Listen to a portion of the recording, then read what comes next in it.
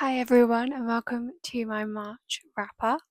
I only read 5 books this month. I was definitely in a bit of a slump, so this will probably be quite a quick video, but I think we should just get into it. The first book I listened to this month was Hello Beautiful by Anne Napolitano. This is a book that predominantly follows Julia, and she has 3 other sisters, one called Sylvie, who she's probably the closest to, and then there's also a set of twins. Julia falls in love with a man called William, and you kind of follow that whole process of them starting to fall in love.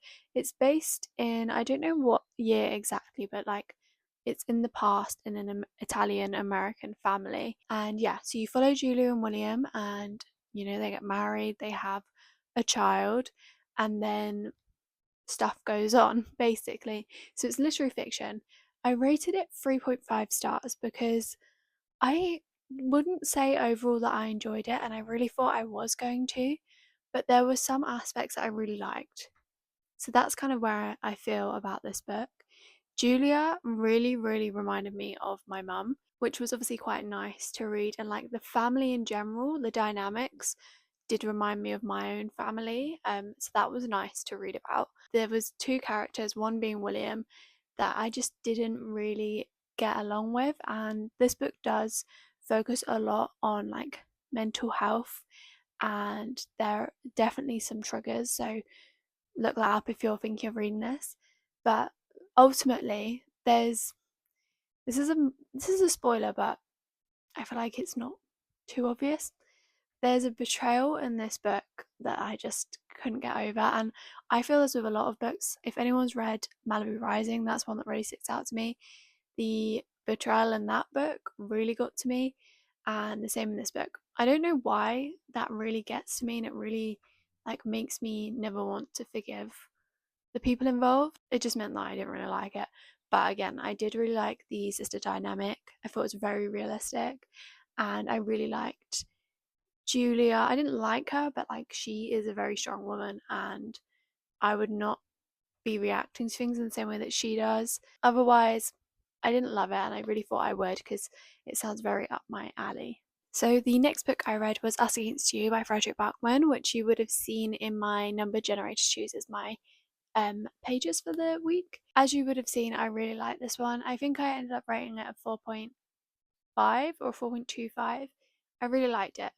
I feel like pretty much everything I said in that video is still how I feel, so I don't really know what else I want to add, but I really liked it. It was definitely a bit of a slow start.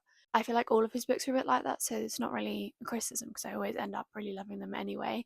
I do wish there was a bit more of some of the characters that we saw more of in the first one, but I also liked the additions, and I also really liked seeing more of other characters that we didn't see as much of in the first one. So I'm kind of in the middle with that anyway. But yeah, I just really like this series, as you would have seen in my last video, which is my top books of 2024. Bear Town series is so good, and I really recommend that to anyone. Full stop. And then in the same video, you would have also seen me reading These Twisted Bonds by Lexi Ryan. This, again, I don't really know what else to add. I really liked it. I think I gave it 4.5 again. I actually don't even remember my own ratings, but I think I gave it 4.5 stars. I thought the ending was good, and like I kind of was expecting the ending, so it wasn't surprising necessarily, but it was a good wrap up to all 3 of the like main characters' stories. I feel like I did think it was a bit rushed, but the whole book as a whole I liked, so I don't really feel like that's much of a complaint from my point of view. This series is just very like basic written, so I feel like I can't give it 5 stars because I never fully immerse myself in the story, I guess is the best way of putting it. But it does make it very, very, very easy to read. So kind of comes hand in hand. So yeah, I really again like this series, but I wouldn't recommend it to people that really like that immersiveness of other fantasy books. And then I listened to Tales from the Cafe, which is the second book after Before the Coffee Gets Cold. I loved Before the Coffee Gets Cold. I rated it 4 star, but I just really loved it, and I really love the like moral standpoint that you kind of get to include yourself in for the reasons why people go back in time. I really like that about that book because it creates a good talking point. So I was really excited to go into Tales from the Cafe, and I definitely will read slash listen to the rest of the series just because, first of all, it's really easy to listen to. I don't know what it is about the story, but I just find it so easy to listen. But also, it's just so fun to see the stories that, like, the reasons that people are going back in time, and also there's like a story developing with the like owners of the cafe, and I'm really liking that as well. So yeah, I really like this one. I think I also gave it 4 star, same as the first one.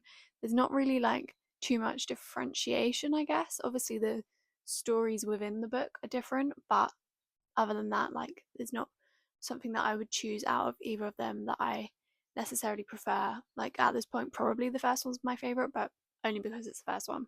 So yeah, I really liked that series and that book. And then finally, I read All the Dangerous Things by Stacey Willingham. This is a book I've had on my TBR for so long, so I really needed to get to it. And I was also in the mood for a thriller, so I wanted to read this. And it was on my March TBR, which was also good because I finally took it off.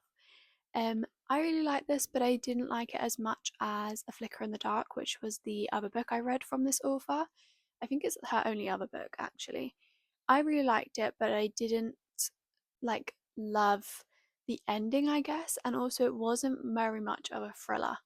So that's kind of my point of view, I guess. The main character, I feel like, as this first one as well, but also generally in thriller books, is quite like, you can't really trust her, and she's a bit all over the place with her thoughts. She's blaming everyone, kind of thing. Um, so it's a bit hard to like have theories, and I feel like in both of these books so far, I've really, really suspected the partner in the books. And I won't go further into that because I don't want to spoil anything, but I have really suspected them, and I know that she is purposely doing that. Like, and also oftentimes it's someone close to you, so it's not really that big of a surprise that it could be the partner, but it does feel like heavily pushed towards them in both books. Hopefully you can't hear this noise in the background, but other than that, I feel like the past storyline, which is kind of where you see the main character's like upbringing and what happened in her childhood that's making her think that maybe she was involved in the crime in this book. I thought that story was going well, and then it kind of took a bit of a turn. And I've seen a lot of people did predict that turn, but I personally didn't. And it made sense, I guess, but also like I would have liked it if it had gone the other way as well. So that's kind of why it's a 3.5. I did like it, and I probably would recommend it, but not necessarily if you're looking for a thriller. Even though it is a thriller, I guess, but it's not very thrilling. The only other thing I want to say for this video is I also started Ace DeLuca by Jacqueline Marie. This was a book that was recommended by my brother's girlfriend, so I wanted to give it a go, and I did DNF that. I gave it a bit of a chance, and I kind of liked where the story was going. I think it's an old Wattpad book, and yeah, I wanted to give it a go.